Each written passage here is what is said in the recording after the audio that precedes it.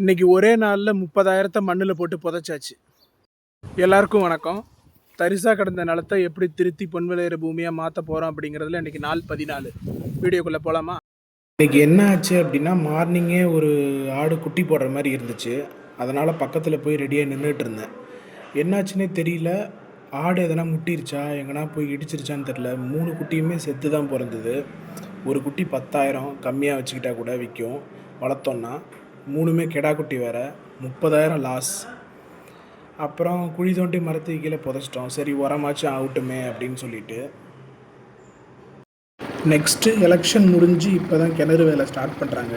இன்றைக்கி கம்ப்ரஷன் வச்சாங்க வெடி வைக்கிறதுக்கு. அப்புறம் புளிச்சக்கீரை எல்லாமே ஓரளவுக்கு நல்ல க்ரோத் இருக்குது. சொந்தக்காரங்க வீட்டு தேவைக்கு போக ரிமைனிங் எல்லாமே சேல்ஸ் தான். அடிக்கிற வெயிலுக்கு இந்த பழச்செடிலாம் எதனா ஆயிடுமோன்னு பயந்தேன். பட் ரெகுலராக தண்ணி போகிறதுனால எந்த பிரச்சனையும் இல்லை. இந்த இடத்துல கருணக்கிழங்கு ஊனியாச்சு. ஆல்ரெடி சொன்னால ப்ரீவியஸ் வீடியோவில். ஸோ அதுக்கு தண்ணி விட்டாச்சு.